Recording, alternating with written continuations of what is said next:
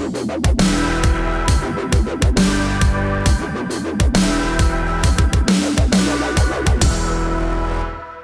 shocked to find sexual harassment going on this casting couch. Now, that is not what the Weinstein Company said on Monday when they fired founder Harvey for just years of allegations of sexual misconduct. Now we learned today on Tuesday 3 accusations of rape, actresses going back just decade after decade, and there are so many of these allegations, plus the firing, that you've got to believe that most of these things have at least some foundation in reality, and this guy is just a monster. But what we have going on right now here, guys, so by the way, hi, I'm Steve Green. This is Right Angle, brought to you by the members of BillWhittle.com. I'm here with Bill Whittle and Scott Ott, of course. Gents, what we're looking at here is a couple of little civil wars going on the left, which I would much rather talk about than these hideous allegations, which I completely believe, by the way. One of them is in the entertainment industry. Over the last few days, we've had actresses all the way from Judi Dench to Mira Sorvino coming out and saying either horrible things that happened or I had no idea, but I denounced this guy. And on the other side, you've got late-night comedians, Saturday Night Live, mostly, well, men, I guess, who are treating this as if it isn't happening at all. Target-rich environment, no jokes from the late-night guys. Jimmy Kimmel's not sobbing a single tear on stage over this one. Scott, is this the big rift in the entertainment industry, do you think? Well, first of all, let's be clear about why Harvey was fired. It wasn't because of decades of sexual assault or abuse on women. Correct. It was because the news got out about that. Yeah, because correct. the board it's not because they found out; it's because we found out, as somebody said right. a couple of days ago. Yeah, the news. It's no news to them. They're well aware of it. They've been paying settlements to these people. Bingo. You know. So anyway, and I think what you see, as usual, on the left is a move to regulate through politics that which they see in themselves. So the reason why racism and sexism and stuff like that are so big an issue to the people in Hollywood and elsewhere on the progressive left is because they run rampant in those communities. I mean, it's unbelievable. How many times you want to go to, hear an award show and all the banter around the award show about how few black actors are there. This is Hollywood. Hollywood always lecturing us about our racism, can't find a place for a black director, for example. Hollywood always lecturing us about our sexism and how because we're sexist, we didn't vote for Hillary Clinton. Harvey Weinstein himself, major donor to the Clinton campaign, is engaged in this kind of behavior. And not only is he engaged in it and giving to the leading Democrat woman candidate, but in fact, everybody knew it. Everybody knew he was doing this. And so it's the hypocrisy. It's not your views. If you're a leftist, if you're a progressive, if you're a Democrat, it's not your views that are the problem. It's the hypocrisy of you wanting to enforce upon other people that which you do not enforce in your own life. Well, Scott, you think of the 20-year-old actress penniless in L.A. submitting to whatever to get her big break. But some of these names I've been reading about today, Angelina Jolie. Her dad, of course, is I just forgot his name. Jon Voight. Jon Voight, thank you. Who's a big guy in Hollywood. Asia Argento. Guy in Hollywood. Yeah, her dad Dario has been making movies for 40 years, maybe 50 years now, I guess. Mira Sorvino, her dad's Paul Sorvino. So even connections didn't protect women from this monster. It's horrifying to read, and even the New York Times didn't protect people from this monster. I mean, they knew in 2004. Well, no, that's not true. There's a report I saw on Page 6 was reporting. I don't know how credible that source is, but they were reporting that basically Harvey was suing the New York Times for $50 million, and the reason was because they violated the deal where Harvey was going to be told in advance if any new evidence comes up. Now, I don't know how reliable that source is. Now, I hadn't read that one, Bill. Jeez. I'm saying previously, I mean, and I guess all this is going to come out in court and who did what to whom, but previously the allegation is anyway that the New York Times squelched the story. Precisely, that's the deal. Yeah, editors at the time 13 basically years ago, they sat on it. Yeah. And the only reason they reported it now, by the way, is because of the New Yorker article. They had didn't to want break get it before scooped by somebody else did. Yeah, they didn't want to get scooped by the New Yorker. Yep. Exactly. Yeah. Okay. Bill, let me get to you on this second Civil War. This one is political, and it's among the Democrats.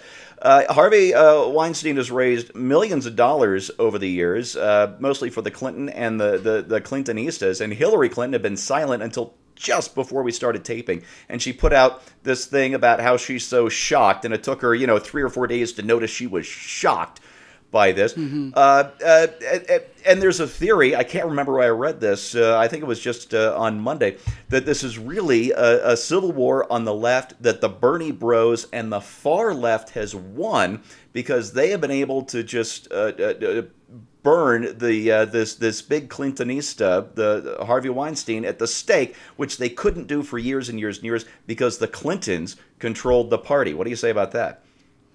It doesn't seem to hold a lot of water to me.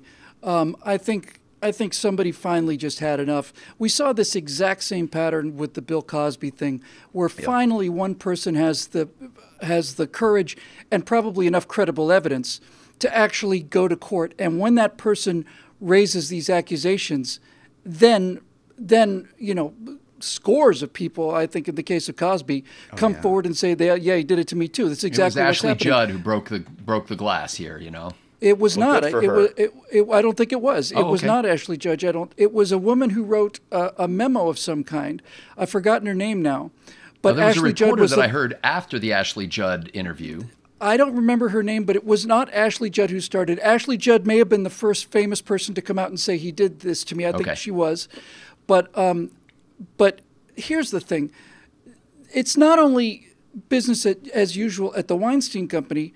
It's business as usual in Hollywood. Yeah. I've been saying for years and years and years that nobody would believe me if you heard some of the stories I have heard about how business is transacted in this town. And we're not talking about, this guy is a sexual predator. And everybody knew that he could either make their career or destroy it. Yeah. And this is the thing I think that, I don't know. There's a lot of people who suffer, a lot of women who suffer. You know this more than I do, Scotty, because you work with one of these recovery groups.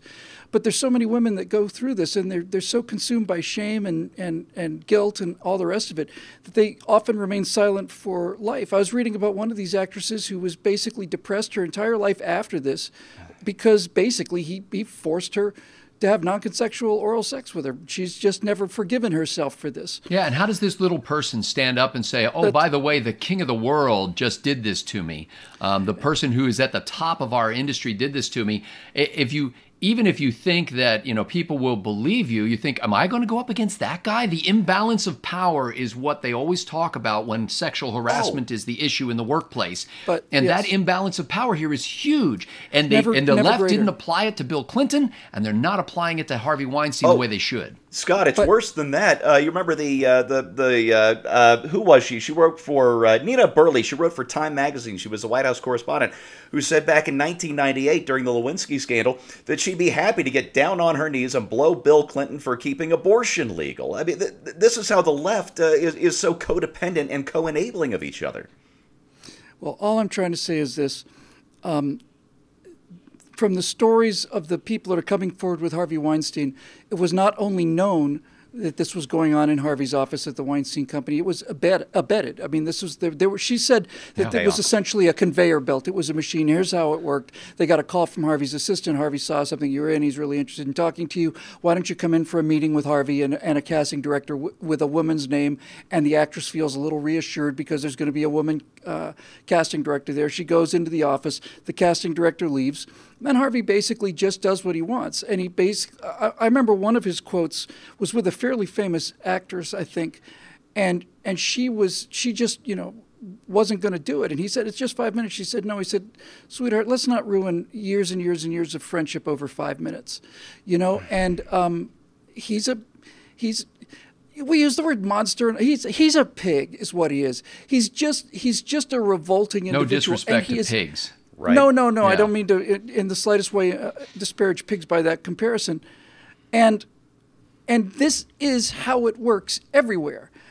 It will be interesting to see if the most powerful studio executive, I think, in this town is laid low by this and brought down. I wonder if other people will now have the strength to come forward with people who are less influential.